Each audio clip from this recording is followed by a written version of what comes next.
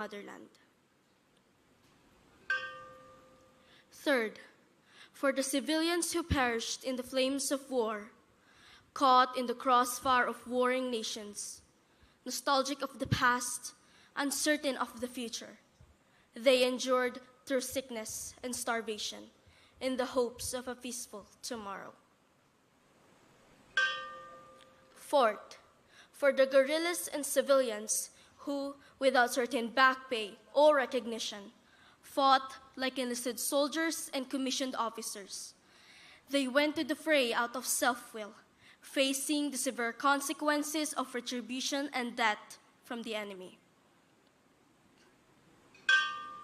Fifth, for the officials and civil servants who remained behind enemy lines while others fled, with the firm conviction of serving the country until the very end.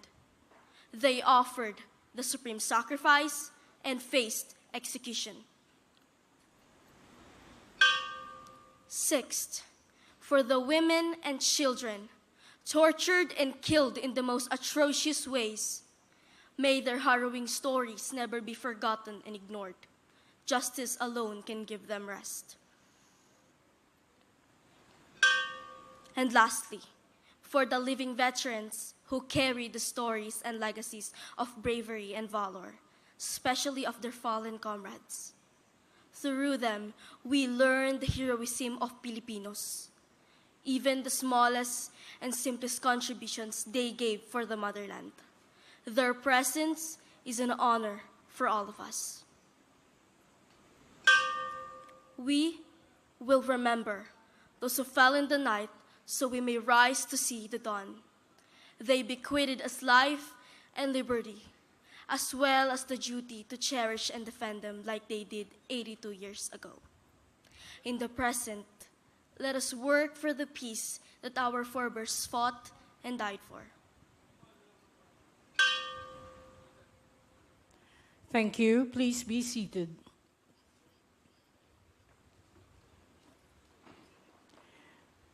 Our distinguished guest on this 82nd commemoration of the Araw ng Kagitingan will be formally welcomed by Governor Jose Enrique S. Garcia III of the province of Bataan.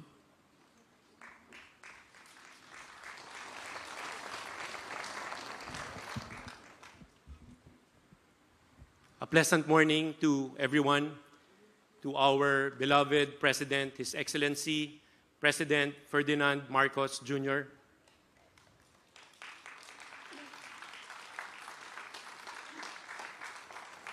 to the Ambassador of Japan to the Philippines, His Excellency Endo Kazuya,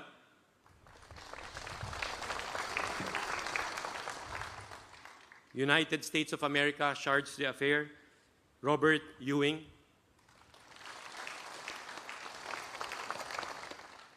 dignitaries and members of the Diplomatic Corps, our national and local government officials, led by Secretary of the Department of National Defense, Gilbert Chodoro, National Historical Commission of the Philippines Chairperson Lisa Guerrero Nakpil, Congressman Abet Garcia of the 2nd District of Bataan, and Mayor Charlie Pizarro of the Municipality of Pilar. To all our distinguished guests, at higit po sa lahat, ang ating pong mga veterano at kanila pong mga pamilya.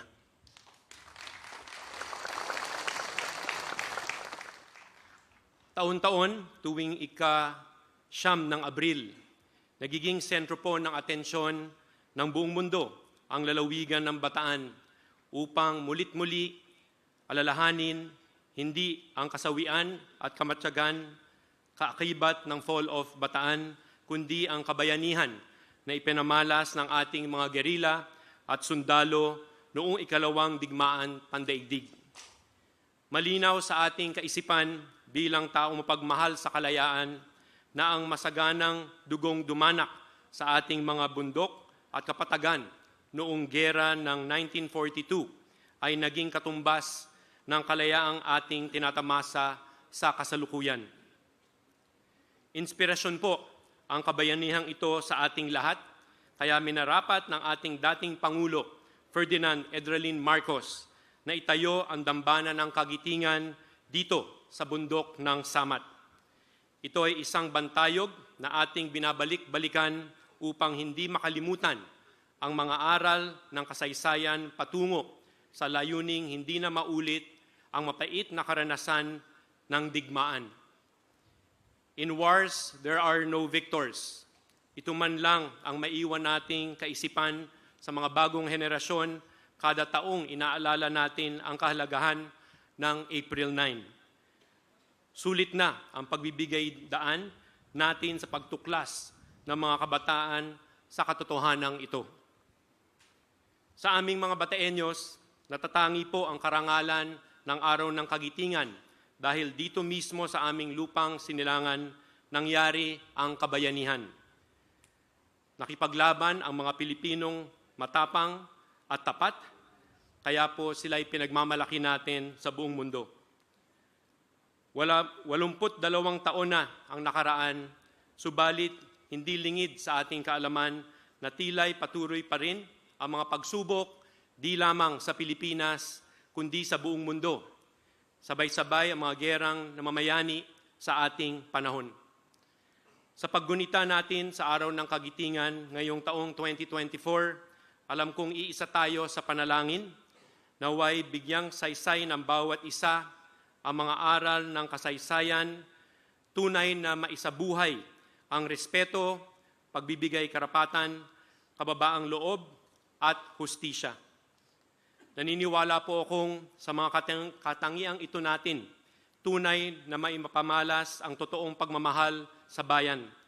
Dahil kung tunay tayo nagmamahal sa bayan, uunahin natin ang kapakanan ng ating mga kababayan.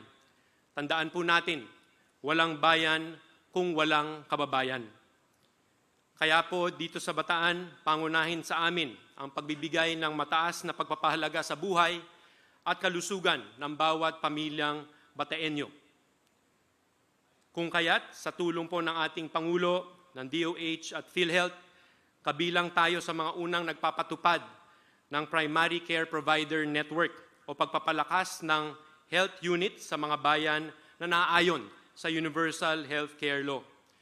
Kasabay po nito ang commitment ng aming 237 barangay upang tutukan ang positive health outcomes na bahagi ng aming One Bataan Seal of Healthy Barangay na kinilala ng Galing Pook Foundation nito pong 2023 bilang Outstanding Local Government Program.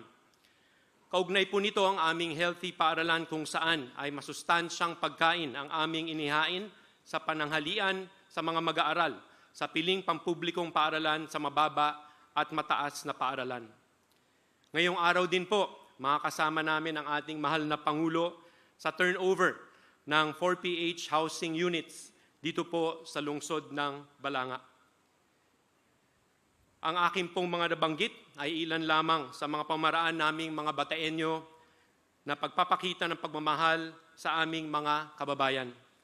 Sa aking pagtatapos, bayaan ninyong pasalamatan ko ang lahat ng ating mga panauhing nagbigay ng panahon upang bumisita at bigyang halaga ang aming lalawigan sa pag-aalaala ng dakilang araw na ito. Tanggapin po ninyo ang aming taus-pusong pasasalamat at mainit na pagmamahal. Isang pagpupugay sa ating mga veterano at maligayang paggunita ng Araw ng Kagitingan sa ating lahat. Maraming salamat po. Thank you very much to Governor Jose Enrique S. Garcia III of the province of Bataan. May we now have the overview of today's event from the National Historical Commission of the Philippines, Chairperson Lisa Guerrero Nakpil. On behalf of the National Historical Commission of the Philippines, good morning, Mr. President and Commander-in-Chief, His Excellency Ferdinand R. Marcos Jr., Ambassador Kazuya, Honorable Mr. Ewing, Chief of Staff General Bronner, Governor Garcia, Congressman Garcia, Mayor Pizarro, illustrious guests. Today and every year, we remember the Filipino soldier, and with him, ang tapang, tibay, at talino ng Pilipino. Forged in the crucible of Corregidor and Bataan, facing a formidable enemy, our soldiers became the inspiration and symbol of our armed forces, and indeed of our entire nation. Ito ang tapang ng Pilipino. On that cruel day, on April 9, 1942, 60,000 Filipino soldiers and 10,000 Americans embarked on a march where the most strong and the most valiant would be tested. They endured hunger and thirst, disease and desperation, marching to camps in Tarlac, Cabanatuan, and even to distant Manchuria. But they marched on, taas noo. Ito ang tibay ng Pilipino. The Filipino soldier stands shoulder to shoulder with the best in the world. He fights with his wits and all of his God-given talents. Ito ang talino ng Pilipino. At dahil sa tapang, tibay, talino ng Pilipino, we will always emerge victorious in spirit and against all odds. For their glorious example, the Filipino nation, our nation, will always be in the debt of the men of April 9. Maraming salamat sa inyong lahat. Thank you. Thank you very much to the National Historical Commission of the Philippines Chairperson, Lisa Guerrero Nakpil. From here, ladies and gentlemen, the Ambassador Extraordinary and Plenipotentiary, Embassy of Japan, His Excellency Endo Kazuya, will give his message.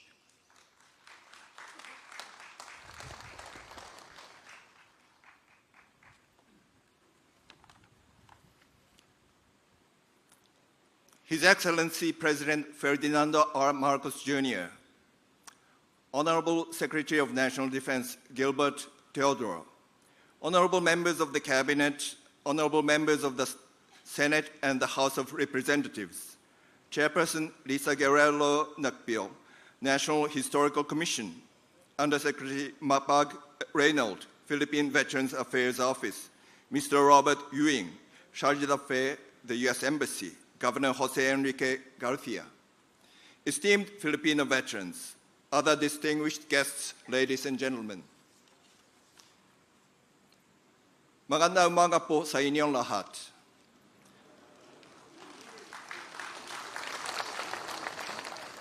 As I said about in fulfilling my duty to become a bridge between Japan and the Philippines, I'm deeply honored to join you today in solemnly commemorating the brave souls of Filipino people. I stand here with a profound sense of reverence on the hallowed grounds that bore witness to the Battle of Bataan 82 years ago. Facing the history and reflecting on the bravery of those who made the ultimate deeds and sacrifice during the war is the very foundation of our future-oriented relationship. My heartfelt condolences go out to their families who carried the burden of their loss. To the war veterans with us today, whose service played a vital role in the peace and freedom we embrace today, my sincerest respect and gratitude is with you. Japan-Philippines friendship rose from the ashes of conflict almost 8 decades ago. Since then, our predecessors have made tireless efforts to rebuild and nurture mutual trust between our two nations on the basis of deep remorse for Japan's action during the war. Now, Japan and the Philippines have overcome the shadows of the bitter past to be strategic partners and the closest of friends. built upon a foundation of mutual respect, trust, and shared values. Our partnership has substantially deepened in all areas. Last year, President Marcos's visits to Japan and Prime Minister Kishida's visit to the Philippines brought into fruition of a transformative and forward-looking strategic partnership. Particularly, at the summit meeting last November, we welcomed the start of negotiations on the reciprocal access agreement, of which two countries have reaffirmed close coordination in order to reach an early conclusion. Amidst the increasing complexity surrounding the regional and international realm, Japan places a pivotal importance in upholding the right to freedom of navigation and overflight and respect for maritime rights under international law. Japan, over the years, has conscientiously enhanced cooperative efforts with the Philippines and other like-minded countries. On the day before yesterday, Japan and the Philippines participated in maritime cooperative activity in the South China Sea together with the United States and Australia.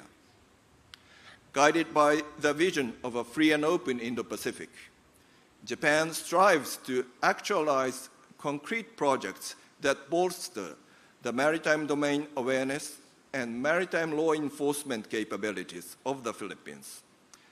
The newly established cooperation scheme, the Official Security Assistance, will serve to provide coastal radar systems to the Philippines Navy. Likewise, Japan will be promptly realizing the provision of 5 additional multi-role response vessels to the Philippine Coast Guard. In line with our commitment to create a brighter future for both our peoples, Japan is determined to elevate our bilateral relations to further heights by giving rise to greater opportunities for cooperation in a wider range of areas, including people-to-people exchanges, trade and investment, infrastructure building, maritime law enforcement, and defense cooperation. We, the Japanese people, are determined to never allow the devastation of war to be repeated ever again for the sake of present and future generations. By upholding the international order based on the rule of law, Japan and the Philippines, together with other like-minded countries, become united partners in building a world founded on peace, harmony, and goodwill. As we face difficult international situations around the world, such as those in Ukraine and the Middle East, as well as the complex security environment in the Indo-Pacific region, including in the East and South China Seas and over Taiwan Strait, Japan reaffirms its commitment to maintain and strengthen the rule-based international and maritime order that we have protected together for decades. We must never allow any attempts to unilaterally change the status quo by force. With this in mind, our trilateral cooperation with the Philippines and the United States serves as a symbol of our shared commitment to promote a free and open international order based on the rule of law. To showcase our testament in further strengthening trilateral cooperation, we look forward to the historic first ever Japan-Philippines-US summit meeting with the participation of His Excellency, President Marcos, the day after tomorrow. Together, we will continuously work towards steadily materializing cooperative efforts in the areas of defense, strategic infrastructure, cyber, economic security, and energy. Let us seize this moment to reaffirm our commitment as strategic partners, an ally, and friends in building a future preserving the peace and prosperity in the region. I believe that this is the best tribute we can offer to the souls of those who passed away in the fighting that took place here 82 years ago. Ladies and gentlemen, I assure you all that Japan and the Philippines will continue to cooperate fully in ensuring greater progress and prosperity for our nations and the world at large in times of both crisis and prosperity. Once again, please allow me to express my sincere gratitude and respect to all the veterans who fought for the peace of the nation and the world. Mabuhay ang pagkakaibigan ng Japan at Pilipinas. Maraming salamat po sa inyong lahat.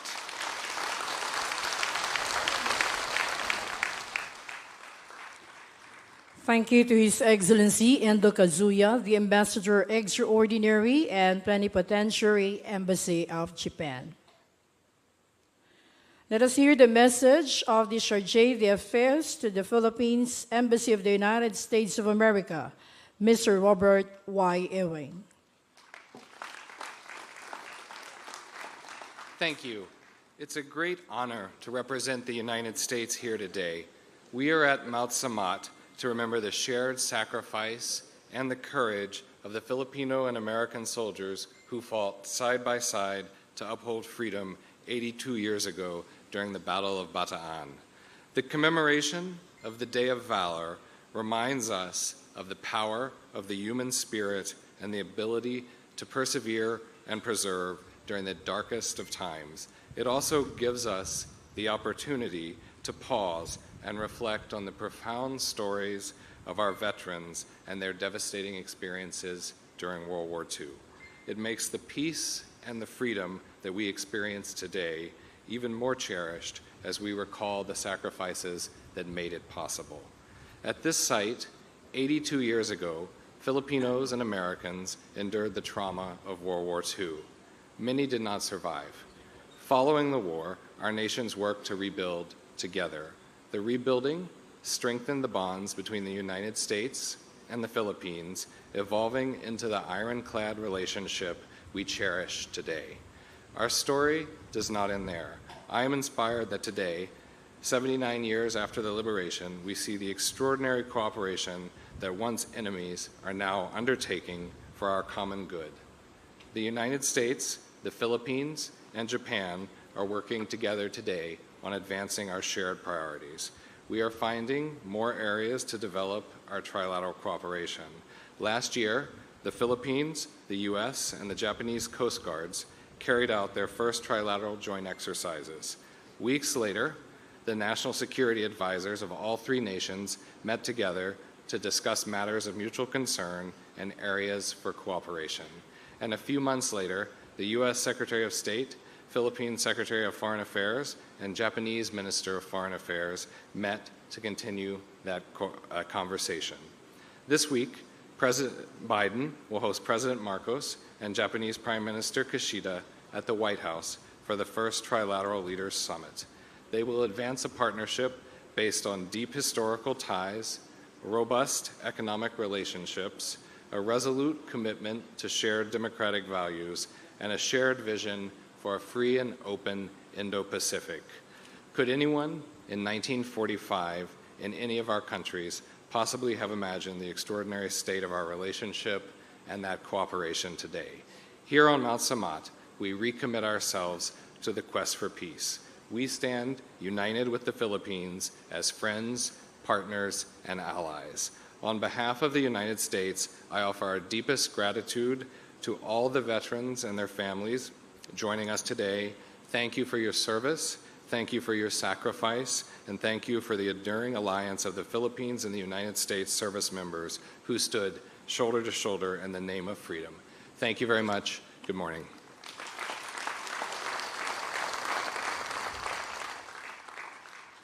Thank you to the Charge d'Affaires, Embassy of the United States of America, Mr. Robert Y. Ewing.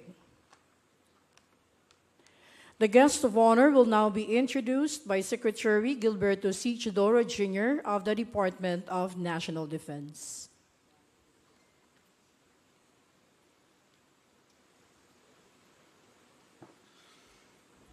Ladies and gentlemen, the President and Commander-in-Chief of the Armed Forces of the Republic of the Philippines, His Excellency Ferdinand R. Marcos, Jr.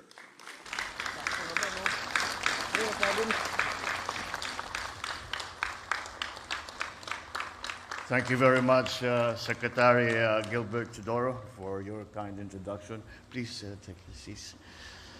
His Excellency Charles John Brown, Dean of the Diplomatic Corps, and the other excellencies of the Diplomatic Corps here today. His Excellency Endo Kazuya, Ambassador of Japan to the Philippines. Mr. Robert Ewing, the Chargé d'Affaires of the U.S. in the Philippines.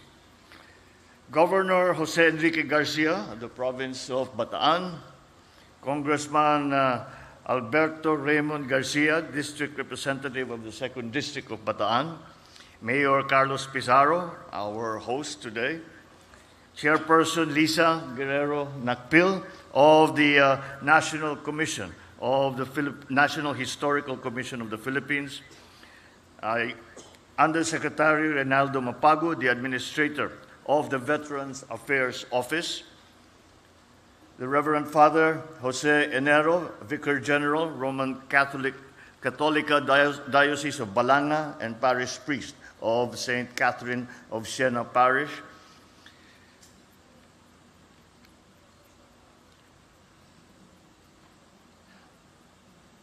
Miss Yeshua Brylan S. Flores, Grade 7, Luwakan High School,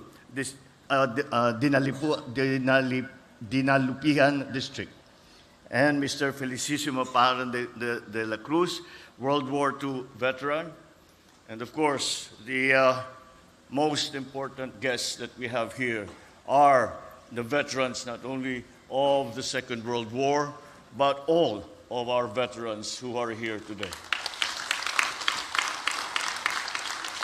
My fellow workers in government, ladies and gentlemen, good morning. We gather here today in annual remembrance of the series of events of 1942, which all of us Filipinos hold dearly to our hearts.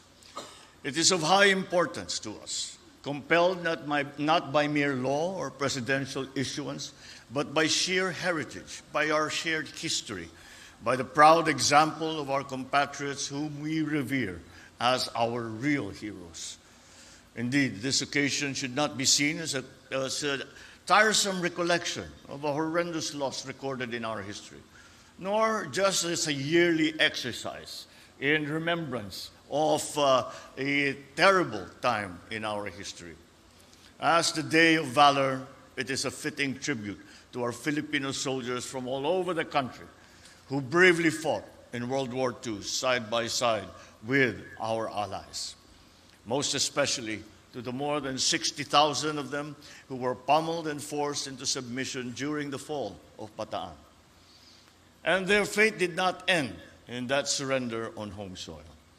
Those who were spared from execution had to endure the equally difficult and horrendous death march, the prison camps that awaited them, and those who survived this excruciating journey on foot, described by historians as a tragic nightmare without form, reason, or mercy. The death march was yet another extreme test of the will, both physically and mentally, of every Filipino. Our fighters went on for days in the sweltering summer heat with no food, no medicine, under terrible malarial conditions. Their severely weakened bodies, further wilted by depression, were forcibly mobilized by threats of beatings and possible execution. We will forever be in debt to our heroes, those who perished, and the survivors who stared death in the eye and lived to tell the tale, some of whom are with us here today. For them, the higher and nobler cause made their supreme sacrifice worth enduring. And on a much deeper level, the fall of Bataan is not just a past event that we commemorate. It serves as a constant reminder of our singular purpose towards the future as one nation, supported by like-minded allies in this post-war, rules-based international order.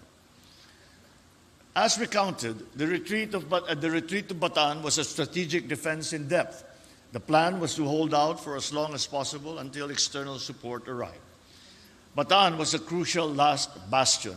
Mount Samat functioned as its veritable watchtower. Bataan, as well as Corregidor, Caballo, El Fraile, and Carabao Islands, all proved to be strategic sites in the defense of our archipelago. We have been blessed not only with persevering and valorous people.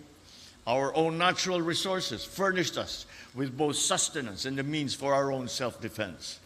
And as fate would have it, the battle that was initially lost, the war would eventually be won. In that stunning reversal, the fall of Bataan thus marked the resurgence of the genuinely independent and sovereign Philippines. 82 years on, our nation remains confronted with novel challenges in varying forms and degrees, but with the same existential impact. Some portend clear and present threats to our sovereign rights and in fact have already caused physical harm to our people. Ang mga ito ay hindi katanggap-tanggap, hindi makatwiran o makatarungan, lalo na sa panahong ito ng payapang pakikipag-ugnayan ng mga bansa. Naway magsilbing inspirasyon ng mga kaganapan noong 1942 at ang tagumpay natin noong 1945 sa ating lahat. Gayon din sa ating kabataan at sa mga ating susunod na salinlahi. Tulad ng pinamalas ng ating mga dakilang ninuno, hindi tayo dapat magpasupil at magpaapi, lalo na sa loob ng ating sariling bakuran. Naway, mapagkunan natin ito ng pang-ibayong kamalayan, tapang at lakas ng loob. Higit sa lahat, naway patuloy nitong pagtibayin ng ating pagkakaisa at ang ating pagiging makabansa. We must leverage these lessons if we are to safeguard the future of our republic. The sacrifices of our heroes must galvanize us and strengthen our national consciousness, our patriotic spirit. The present-day armed forces continue this noble duty of safeguarding our nation's security and our sovereignty.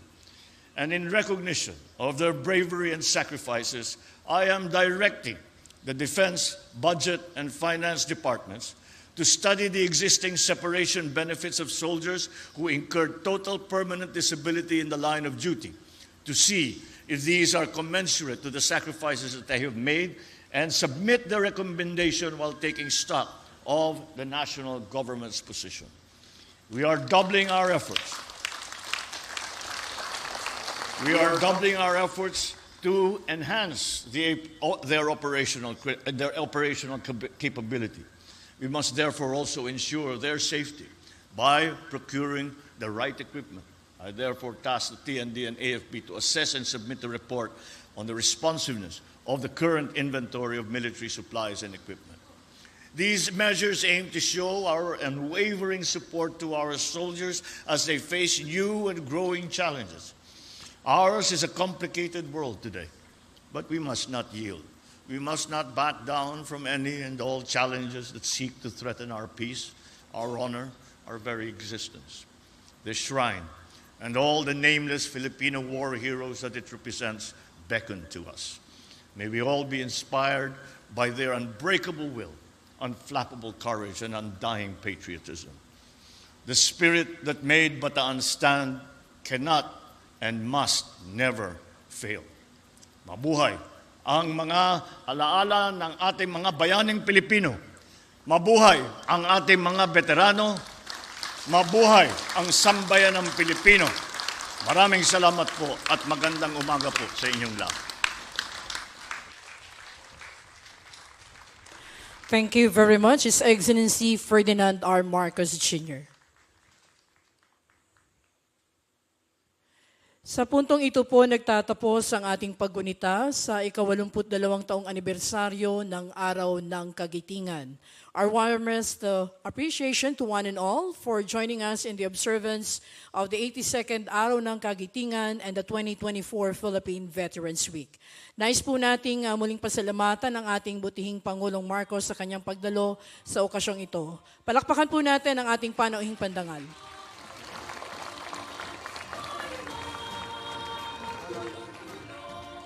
Isa rin pong masigabong palakpakan para sa ating mga veterano.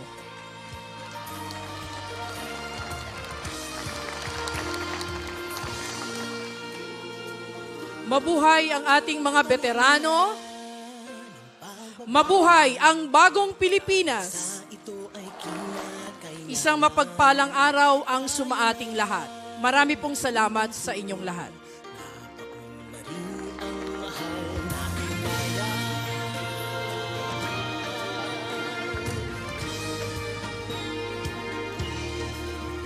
Panahon na magbabago at iayos ang mga dapat ayusin. Dapat lang maging tungkulin ng bawat mamamayan dito sa atin. Muli po ang Pangulong Ferdinand R. Marcos Jr.